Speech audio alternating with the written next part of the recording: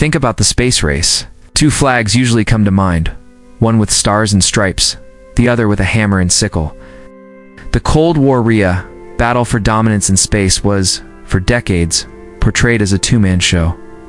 The United States versus the Soviet Union, but behind the Iron Curtain and beyond the Atlantic, a silent third player was preparing its move. Not a single nation, not a single leader, but a fragmented collection of states with a shared fear of being left behind in a rapidly polarizing world. While America and the USSR raced to plant their flags on the moon, Europe began to ask a different question. Could the moon be colonized not by one nation, but by a united continent? In secret rooms from Paris to Bonn and from Rome to London, discussions quietly surfaced during the 1960s. What if Europe didn't just join the space race? What if it changed the rules entirely?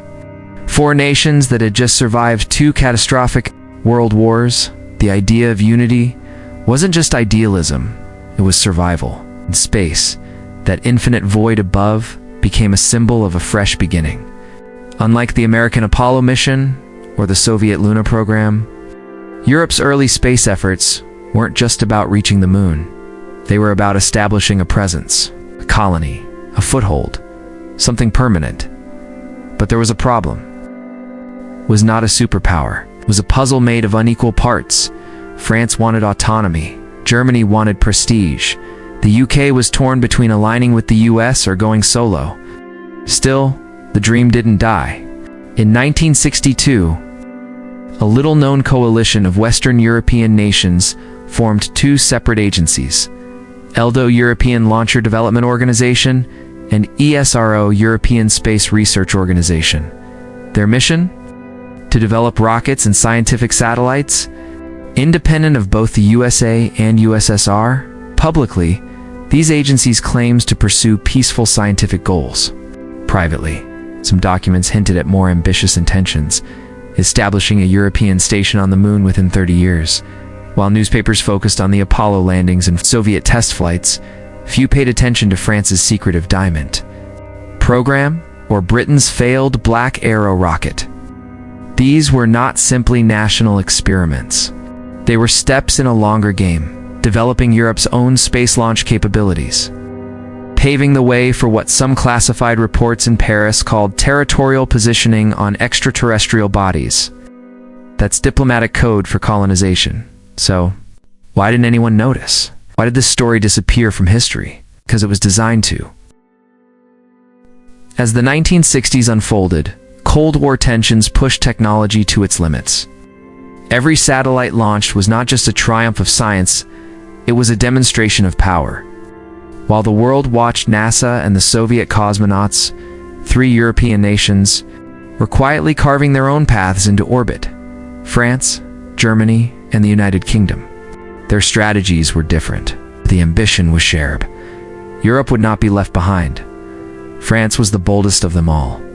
President Charles de Gaulle envisioned France as a sovereign superpower, unshackled from American influence.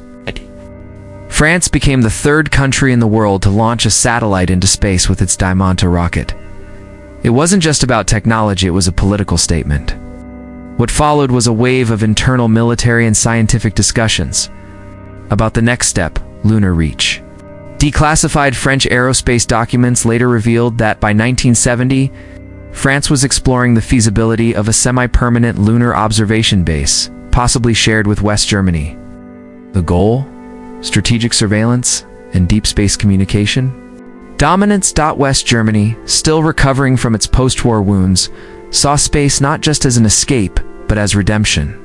Forbidden from maintaining offensive military forces under Allied supervision, Germany redirected much of its engineering brilliance towards civilian projects.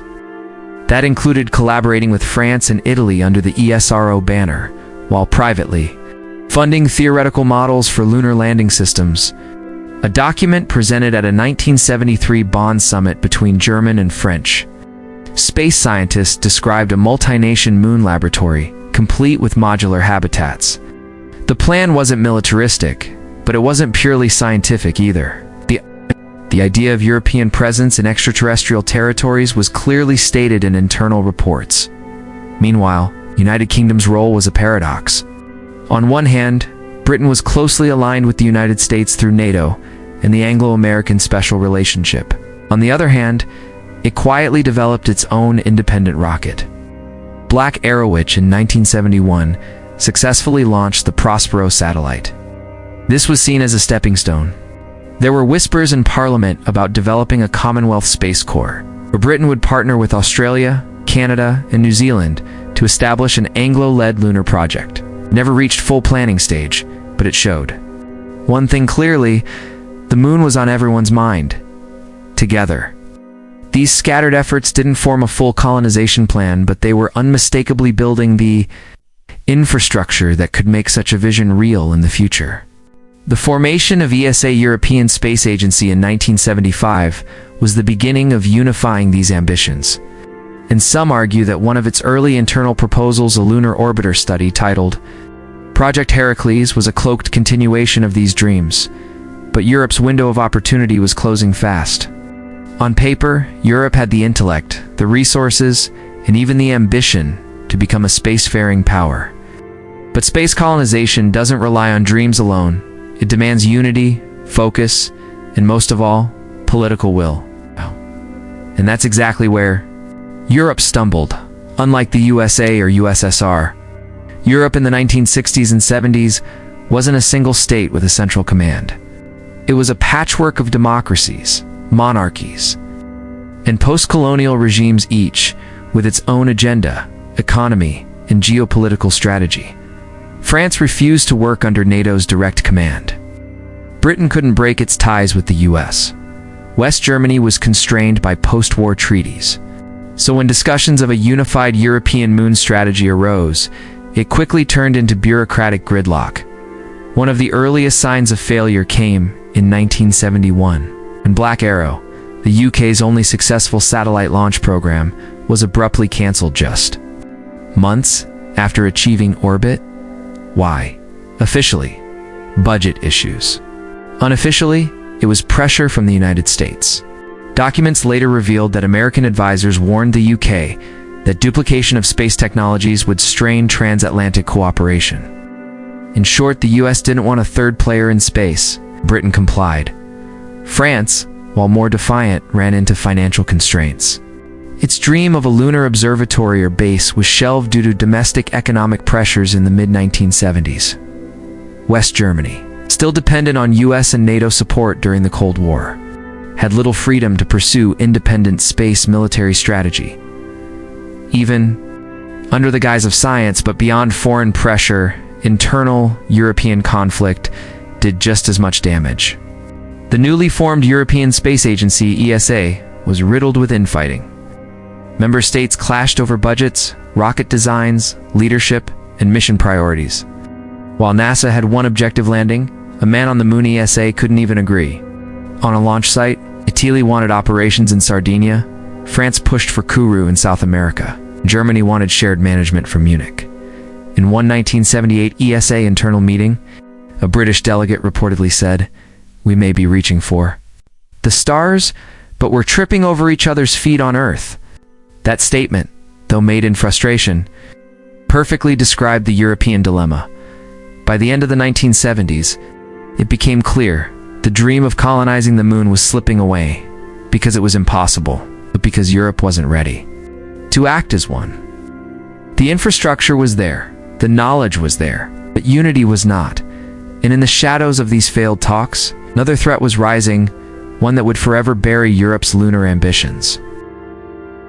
While the world celebrated American astronauts walking on the moon and Soviet cosmonauts floating in space, few noticed that Europe's ambitions were being deliberately suffocated, not by failure, but by strategy. By the late 1970s, the United States had realized something dangerous. If Europe united its technological capabilities, it could become a third space superpower, and that posed a long-term threat, militarily perhaps, but diplomatically and economically. Space was not just about flags on moons or satellites in orbit, it was about control of communication, surveillance, and future resources. If Europe succeeded, it could challenge American dominance in all three. According to declassified memos from the National Security Archive, US officials began lobbying European governments privately. The message was subtle, but firm. Don't compete, elaborate. Offer after offer was made to ESA. Joint missions, NASA partnerships, shared launch platforms. The bait was too tempting. ESA signed multiple cooperative agreements with NASA, trading independence for access. But behind those friendly handshakes, something else was happening. A 1981 report by France's CNES National Center for Space Studies indicated that several advanced French satellite designs had been leaked or copied during international collaboration sessions. American firms began producing similar technologies at faster rates. Germany's satellite imaging concepts were also mirrored in US reconnaissance projects. It became clear to many European engineers that cooperation had become quiet absorption. Worse, diplomatic pressure mounted.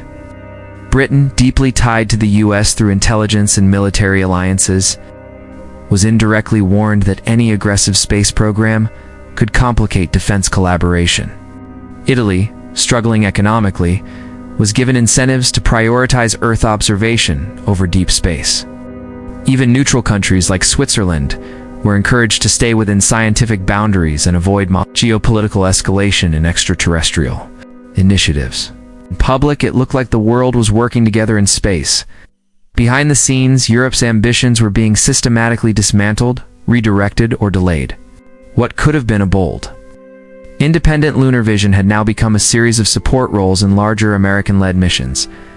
By 1985, Europe had advanced rockets, strong satellites, and brilliant minds, but the colonization idea was gone, buried under treaties, shared programs, and subtle manipulation. The moon had been claimed not by flags, but by influence. And just like that, the dream faded from headlines, and from memory. Imagine a different timeline, one where Europe, not America or the Soviet Union, became the first power to land on the moon. A European lunar base, built through collaboration between France, Germany, and Britain, would have stood as a symbol not just of technological success, but of political unity. It would have rewritten global power dynamics forever, instead of the American flag. Perhaps the 12-starred flag of the European community would have fluttered in the moon's dustless silence. A base named Europa Prime could have served as both a research hub and a diplomatic post open to scientists from all member states. With multiple languages spoken inside modular stations, the moon would not belong to one nation, but to a united continent. Back on Earth, the effects would have been seismic. A successful European moon colony in the 1980s would have boosted confidence in full EU integration, possibly accelerating the formation of a European defense force, or even a shared foreign policy decades earlier. Shifted. With Europe proving its independence, the US might have had to share space influence more equally. The Soviet Union, sensing a third superpower, may have either collapsed faster or adapted in unexpected ways. Technologically, Europe would have led the early satellite industry, space mining concepts, and possibly even Mars mission planning. Cities like Toulouse, Munich, and Birmingham could have become what Houston and Cape Canaveral are today. Private European companies might have launched commercial space flights by the early 2000s, long before SpaceX emerged, but perhaps most fascinating of all, the moon wouldn't be seen as a Cold War relic, but as a European frontier, place of cooperation, not conquest. And with Europe's history of colonialism, this time, it might have been done differently, more regulated, more inclusive, more conscious of the past, of course. That timeline never happened. But understanding what could have been reveals how much was lost. The failure of Europe's moon dream wasn't just about rockets or budgets. It was about missed opportunity, about what happens when vision isn't backed by unity. And yet, the story doesn't end here, because today, the moon is once again calling, and Europe is listening. Today, the dream of reaching and maybe even colonizing the moon isn't dead. It's evolving, strategically and collaboratively. The European Space Agency, once a passive observer in the lunar race, is now one of its key players. Through the Artemis program, Europe is not only contributing modules for NASA's future moon missions, but also aiming to send its own astronauts to lunar orbit. ESA has already developed the European service module for the Orion spacecraft, a critical part of any human return to the moon. Without it, the mission simply doesn't fly, and Europe's ambitions don't stop at technical support. The ESA has signed on to the Lunar Gateway, planned space station that will orbit the moon and serve as a stepping stone for deeper space travel. Several European companies are also bidding for contracts in lunar mining, 3D printed moon habitats, and even sustainable life support systems. But here's the twist. Unlike the Cold War era, today's moon dream isn't about national prestige. It's about shared survival. Lunar colonization is now linked to climate solutions, energy independence, and securing resources like helium-3, an element that could revolutionize nuclear fusion energy. Even the mindset has shifted. The European approach now emphasizes inclusivity and cooperation, not conquest. ESA regularly works alongside Japan, Canada, and even former rivals like the US and China in multilateral space efforts. Yes. This isn't about planting a flag, Jits. About planting a future still. Challenges remain. Europe must battle internal fragmentation, political distractions, and budgetary constraints. Unlike the US, where private companies like SpaceX and Blue Origin are accelerating timelines, Europe's space sector is still mostly state-led and risk-averse. Innovation comes slower, but when it does arrive, it's often precise, efficient, and world-class. So, will Europe ever colonize the moon? Maybe not in the traditional sense, but it might help humanity live there. Build the life support systems, power the outposts, design the communication networks. In this new space age, colonization isn't about who gets their first hits, about who helps everyone stay. And in that future, Europe may yet lead not through dominance, but through design, diplomacy, and durability. The forgotten Cold War plans to colonize the moon may never have launched. But today, they're rising again, this time with purpose, with partners, and perhaps with peace.